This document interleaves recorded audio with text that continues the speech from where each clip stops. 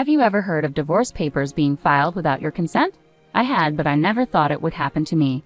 I was relieved I divorced someone with no money and sick, until I received such an email while hospitalized from the stress of my husband's infidelity. That email shattered my hopes. As soon as I was discharged, I took what I had in hand and went straight to the bank, determined to make my former husband, an elite bank employee, pay for his betrayal. My name is Courtney, a handmade artist. I was married to Tom for 6 years. We met as colleagues at the bank and were happy together, but things changed in the last 6 months. Tom started coming home late and became glued to his phone. He used to talk inside the house, but then he began going out to his car for calls. Suspecting an affair, I hired a detective agency after much deliberation. It cost some money, but I thought it was worth it for peace of mind. A month after hiring the agency, I found out about Tom's affair. His lover was Michelle, a teller at the same bank. The report included photos of them entering a hotel, kissing on the street, and enjoying meals together. Despite the evidence, I couldn't give up on Tom. I believed his affair was a moment of folly and that he would return to me. I changed my hairstyle, put on makeup, cooked with more effort, and always smiled, but all my efforts went unnoticed. Tom stopped touching his food, which increased my stress. I had resolved not to confront him, but seeing him happily leave the house on the phone every day made it impossible to hold back. You seem busy lately, getting a lot of calls. Is work so demanding that you need to handle it even after you come home? Yeah, he replied. You quit the bank to marry me after working there for about 2 years, right? You might not understand, but it's a busy season now. It's easy for you, isn't it? No busy season, no earnings, just a leisurely life as a handmade artist. Tom laughed in a way that mocked me. The Tom I knew would never have said such things about my work or laughed at me like that. He used to praise my pieces and support me through late-night work sessions. You don't have to say it like that. I might not be as busy as you, but I take my work seriously. I'm not living leisurely at all. I don't know how much you're earning, but it's definitely less than me, right? I'm paying half of everything, rent, utilities, living expenses, so that you can live. It's tough being a woman with no earning power. You wouldn't survive if I divorced you. What kind of thing is that to say? I make enough to cover my share, but that's not the point right now. Do you want to divorce me? Unable to control myself after hearing the word divorce from Tom, I started crying uncontrollably. Tom sighed, annoyed, and left the living room, telling me not to cry over every little thing. Tom's attitude towards me grew colder. The next day, he completely ignored me, not even meeting my gaze. Despite the situation, I kept wondering how we could return to being the happy couple we once were. The immense stress led to sleepless nights and spontaneous tears. Unable to bear it alone, I met with my high school friend Sophia for advice. Sophia, still single, was a successful career woman. Tearfully, I shared my feelings with her, feelings I couldn't share with anyone else. Tom is completely infatuated with Michelle. He comes home later and later. I don't know what to do anymore. Do you still love your husband, Courtney? Do you want to get back to how things were before? Sophia asked. I honestly expressed my feelings. It's stupid, but I still love him. I don't want to give up, but everything is so hard. Just then, I started coughing violently and bent over. I've had asthma since before, and it had worsened due to the stress from my relationship with Tom. I took out my inhaler, but I was coughing so much that I couldn't inhale at all. The relentless coughing made me suffer unbearably. Unable to remain seated, I collapsed onto the floor. Courtney, are you okay? Please, someone call an ambulance. Sophia called out desperately, but I couldn't respond and lost consciousness. When I woke up, I was in a hospital bed. Courtney, thank goodness you're awake. Are you okay? Can you understand me? When I looked toward the voice, I saw Sophia with tears in her eyes. Attempting to speak cautiously, I managed to utter, thanks, despite coughing. Sophia nodded while crying and immediately pressed the nurse call button. The attending doctor arrived and explained that due to the severity of my asthma symptoms, I would need to be hospitalized for about a week. With nothing prepared for a sudden hospitalization, Sophia bought me a hospital admission set from the shop and filled out the necessary paperwork. I tried to inform my husband about my hospitalization, but couldn't reach him. Sophia tried calling Tom's cell phone, but he didn't answer. Considering contacting my workplace, I hesitated, fearing their reaction. Eventually, Sophia helped me draft an email, which she sent on my behalf. Sophia stayed until the end of visiting hours and then left. I drifted in and out of sleep due to the medication, constantly checking for any messages from Tom. The first message from him came at 1:00 a.m. If you're hospitalized, there's nothing I can do. I'm busy with work, so I won't visit you. Upon reading that email, I felt truly sad, hurt, and miserable. It wasn't just that Tom said he couldn't come because he was busy, but that he wouldn't come at all. This made it clear to me that he no longer had any love for me. I thought I shouldn't cry, but tears came uncontrollably. I didn't reply to the email and just cried until morning. 2 days passed. Tom didn't visit, but Sophia diligently showed up after work. "That's great. You look a bit better. Are you able to eat? I brought your favorite novel." Sophia's lively visits and smiles saved me. I can't thank her enough. "Thank you, Sophia. I'm feeling quite good today. My cough has settled down a lot." The doctor said he might discharge me in about 2 more days. Sophia was really happy and started planning for us to go out and eat something healthy after my discharge. As Sophia and I were discussing where to go, I received an email notification. The subject line read, "Glad I divorced a broke, sick person." Reading the email from Tom over and over, I couldn't understand its meaning and just froze with my phone in hand, my heart racing and my mind in turmoil. "You don't earn much, do you? Falling sick without doing any serious work. Don't make me laugh. Wife lottery, a big failure. So I filed for divorce. Take care." Seeing the follow-up email, I laughed unconsciously. It felt like a farce, getting divorced by Tom while hospitalized for asthma. Tears came along with the laughter, and I found myself crying and laughing at the same time. Seeing me like that, Sophia shook my shoulders in a panic. "Courtney, what happened? Are you okay?" I handed my phone to Sophia, showing her the emails from Tom. As she read the messages, Sophia's face turned red with anger. "Look, Courtney, I know you love your husband, and I didn't want to say anything, but maybe it's time to let go." I understood what Sophia meant. Even though she started crying from the emotion, she managed to put her words together. "Just divorce him, Courtney. You need to take care of yourself, no matter how much you love him. Sorry to be blunt, but you can't be happy with such a shitty man." Sophia looked sorry, knowing it was not her place to meddle in marital affairs, but I smiled back at her. "It's okay, really. I knew deep down that it was impossible to continue, but I lacked the courage to divorce. I always looked away, but it's over now. I'll divorce Tom." When Tom brought up divorce, I was afraid of the separation. I still loved Tom and was scared of how others would react to our divorce. But once I made the decision myself, the fear of divorcing somehow disappeared. I think it's because I could finally think clearly enough to say, "Let's give up. That's the way to go. Let's enjoy being single again together." Yeah, I feel so much better. Thank you, Sophia. Having you here, I'm really grateful. "Courtney, you're my precious friend, of course. But wait, how did he manage to file for divorce without your signature?" Sophia's anger flared up again. I explained, "When we got married, we prepared divorce papers just in case. It was silly, but we agreed to try to talk through anything and overcome any crisis as a couple." "Well, that didn't work out, did it?" I could laugh about it, but Sophia didn't seem amused. In disbelief, she said, "I see, so he just pulled those out, filled in his part, and submitted them. It might not be a forgery, but it's still appalling." I was afraid of being divorced by Tom in such a state, so I had hidden them in the room. He probably found them and submitted them. Now I'm actually glad he did it. I couldn't decide to divorce Tom because I still loved him, but now it's different. As Tom's feelings for me have vanished, so have mine for him. I'm not foolish enough to keep loving someone who does this to me. Tom still sent one-sided messages. "You probably don't have any property, and I don't want to give you any of my money, so we're not dividing any assets. The house is in my name, so get out. I'm being kind by giving you until the end of the month. I don't want to bump into you, so I won't return until after the month is over. Make sure you clean the room before you leave." Honestly, at this point, I was in a "what is this guy even thinking" state, and the sheer selfishness made me laugh again. I showed the email to Sophia, laughing. "Look, Sophia, now I've lost the house too. What should I do?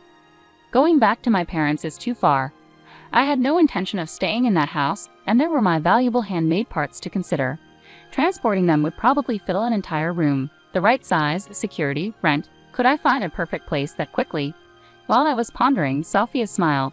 "Have you forgotten where your best friend works? Don't worry, dear customer, I'll find the perfect room for you." "Sorry, I really forgot."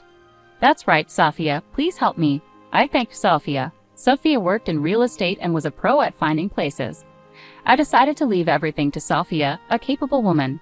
She brought various property listings to my hospital bed, spreading them out and explaining each one to me. By the time I was discharged, we had managed to find a place close to my preferences, which was a relief. However, I needed certain documents that I couldn't get until after my discharge, so I decided to stay at Sophia's place in the meantime. "I'm really sorry I keep causing you trouble," I said. "It's okay," Sophia reassured me. "I've got good sales, right?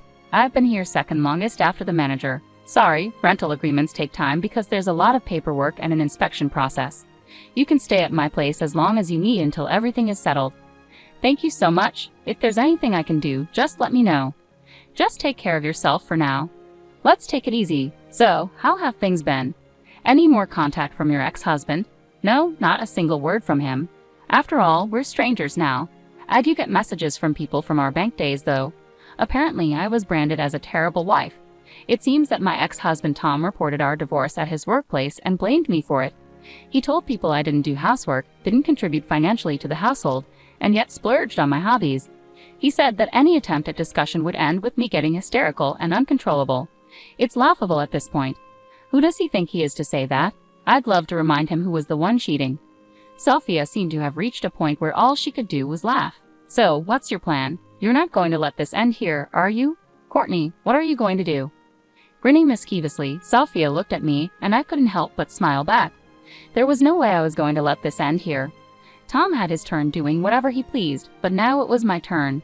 Of course I have no intention of holding back against a man without sincerity and a woman who meddles with a married man. I have quite a few things in mind, so look forward to it. Just you wait, both of you. Enjoy your peaceful newlywed life while you can. 2 days after my successful discharge, Sophia drove me straight to the bank where my ex-husband Tom and his new wife Michelle worked. Upon entering the bank, I saw Tom in the back. It had been a while since I last saw him, about a month and a half. I was hospitalized when he filed for divorce. I thought I would be furious seeing him, but I wasn't. I looked for Michelle at the counter, and there she was, sitting with a composed face, the woman who had taken my husband away. I took a number and waited for my turn. Fortunately, I was called to Michelle's counter. She greeted me with a welcome, and I responded with a smile. Hello, I'm sorry to bother you, but I'd like to cancel a bank account.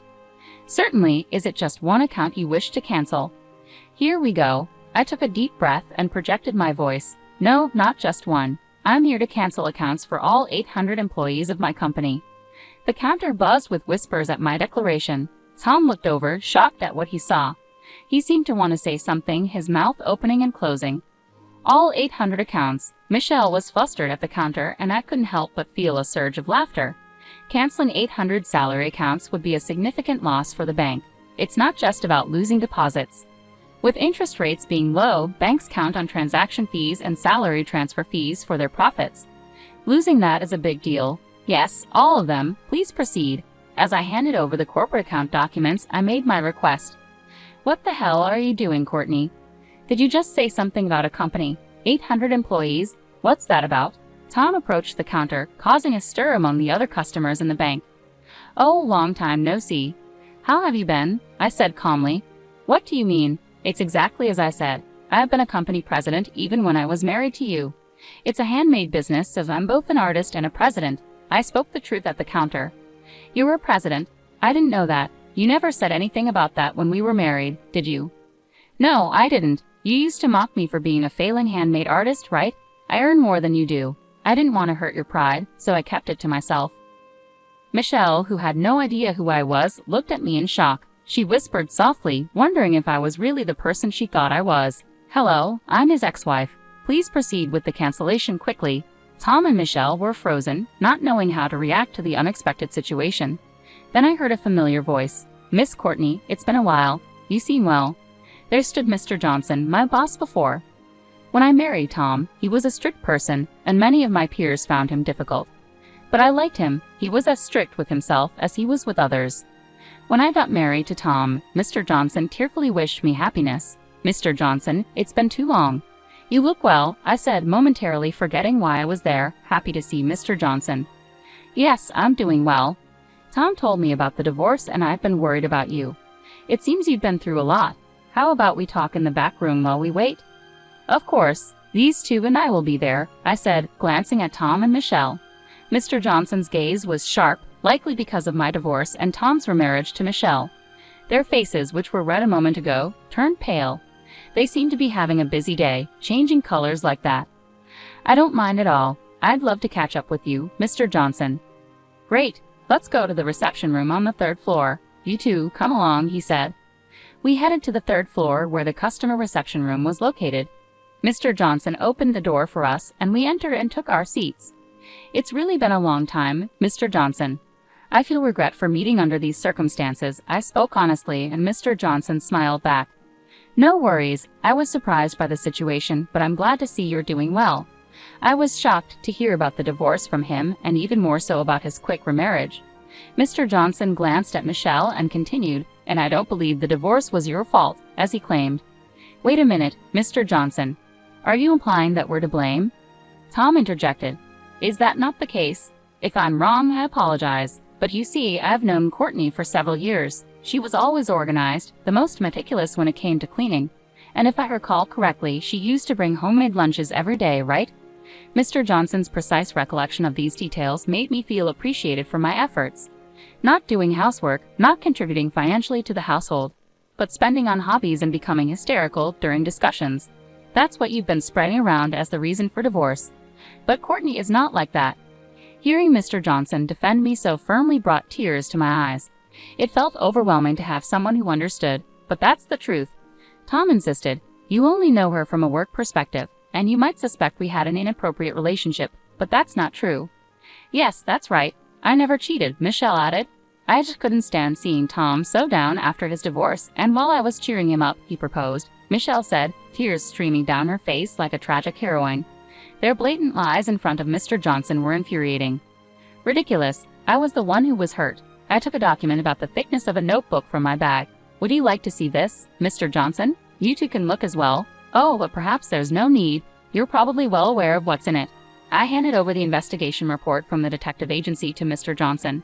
He took it, smoothly dodging Michelle's attempt to grab it with a scream. Sit down and be quiet, Mr. Johnson commanded sternly. Michelle shrieked and clung to Tom. What is this? You said your wife was too stupid to notice anything. This is not what you told me, Michelle exclaimed. It's not like that. She really is stupid.